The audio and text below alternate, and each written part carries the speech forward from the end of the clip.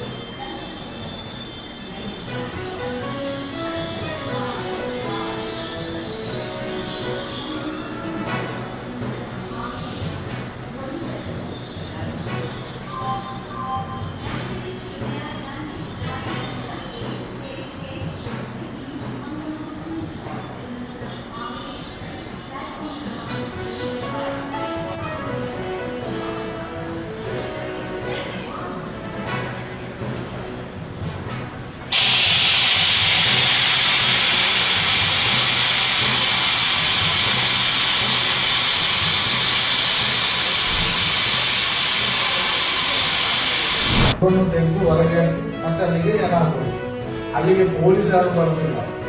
ನನ್ನನ್ನು ಉದ್ದಾಕಿಟ್ಟು ಬಿಡ್ತಾರೆ, ಉದ್ದಾಕಿ ನಾನು ನನ್ನಷ್ಟೇ ಬರಬೇಕು ಅಷ್ಟೇ. ಅಲ್ಲಿ ಬಟ್ಟೆ ತೆಗೆದು ಅಲ್ಲಿ ಯಾವ ಸಂಪ್ರದಾಯ ಇಲ್ಲ.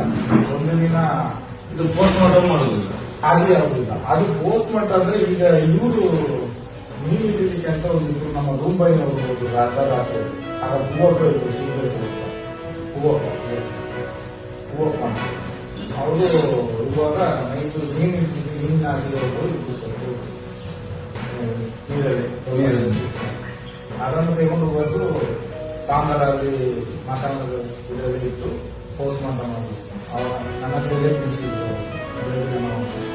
ಪೋಸ್ಟ್ ಮಾರ್ಟಮ್ ಬೇರೆ ಜನ ಇಲ್ಲ, ಅದೊಂದಕ್ಕೆ ಮಾತ್ರ ಬಂದಿದ್ದಾರೆ ಪೊಲೀಸ್ನವರು. ಕಾಂಪೌಂಡರ್ ಬಂದರು, ಡಾಕ್ಟರ್ ಅದನ್ನು ಇದು ಮಾಡಿ ಅವರ ಎಲ್ಲವನ್ನು ಅವರ ಲೋಕಲ್ಲಿ ಕಲಿಸಿಕೊಟ್ರು. ಒಂದು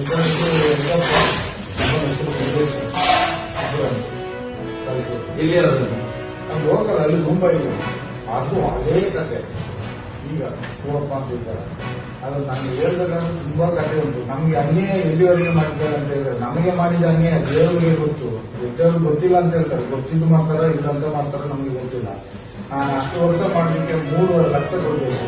ಯಾವುದು ಗೊತ್ತಿಲ್ಲ ಅಂತ ಹೇಳಿದ್ರೆ ಮಾತನಾಡುವ ಮಂಜುನಾಥರಿಗೆ ಗೊತ್ತಿರಲೇ ಗೊತ್ತಿಲ್ಲ, ಭಗವಂತನಿಗೆ ಗೊತ್ತಿಲ್ಲ. ಅಲ್ಲ, ಈ ಮಾತನಾಡುವ ಮಂಜುನಾಥಿಗೆ ಗೊತ್ತಿರಬೇಕಲ್ಲ. ನಾವು ದೇವರು 6 ಗಂಟು ದುಡ್ಡು ತಂದ್ರು, 500 ರೂಪಾಯಿ ನೋಟು 6 ಗಂಟೆ ದುಡ್ಡು ತಂದ್ರು ನಮ್ಮನ್ನು ಕಳಿಸೋದು ಅಂತೇಳಿ.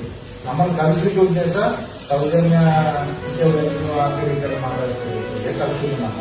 ಹಾಗೆ 6 ಗಂಟೆ ದುಡ್ಡು ತಂದ್ರು, ಬರೀ 2 ಗಂಟೆ ದುಡ್ಡಲ್ಲಿ ಮಾತ್ರ ನಮಗೆ ಪ್ರಾರಂಭ ಆಗಿದೆ.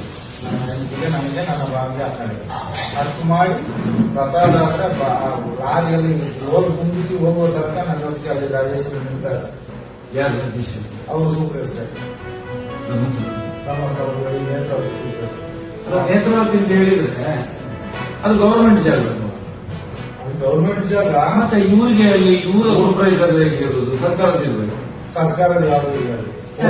ನಾವು ಯಾರನ್ನು ಕಲ್ಲ ಅಂತ ಹೇಳ್ತೀವಿ ಅವರನ್ನೇ ಪೊಲೀಸ್ ಹಿಡ್ಕೊಂಡು ಹೊಡಿಲಿಕ್ಕೆ ನಾವು ಹೇಳಿದವರನ್ನೇ ಅವ್ರು ಹಿಡ್ಕೊಂಡು ಹೊಡಿಬೇಕು. ಹಾಗೆ ಯಾಕಂದ್ರೆ ನಾನು ಸರಿ ಈ ಕೈಯಲ್ಲಿ ತುಂಬಾ ಮಂದಿಗೆ ಹೋಗ್ಬೇಕು, ನಮ್ಗೆ ಜನಗಳು ಹೊಡಿತಾರೆ ಅಂತ ಗೊತ್ತಾದ್ರೆ, ಯಾಕಂದ್ರೆ ಇವರು ಹೇಳಿ ನಾವು ಹೋಗ್ಬೋದು. ಅದಾದ್ಮೇಲೆ ಬರುವಾಗ ತುಂಬಾ ಜನ ರಕ್ತ ಬರುವಾಗೆಲ್ಲ ಹೊಡೆದಿದ್ದೇವೆ. ಅದೆಲ್ಲ ಪೊಲೀಸ್ನವ್ರ ಕೆಲಸ. ನಮ್ಮನ್ನೆಲ್ಲ ಹಿಡ್ಕೊಂಡು ಹೊಡಿಸಿದ್ದಾರೆ. ಕೆಲವೊಂದು ಒಬ್ಬರಿಗೆ ಮೂಕಲ್ಲೆಲ್ಲ ರಕ್ತ ಬಂದು ಭಯಂಕರ. ನಿನ್ನ ಅಪ್ಪನ ಧ್ಯಾನ ಆಗಿ ಮಾಡಿ ಎಲ್ಲ ತುಂಬಾ ಜನ ರಕ್ತ ಸಿಗಿಸಿದ್ದಾರೆ. ಏನಿಲ್ಲ, ಅಯ್ಯಪ್ಪ ಸ್ವಾಮಿಗಳು ಊಟ ಮಾಡುವಾಗ ಒಂದು ಕಾರಿನ ಹೊಗೆ ಹೋಯ್ತು.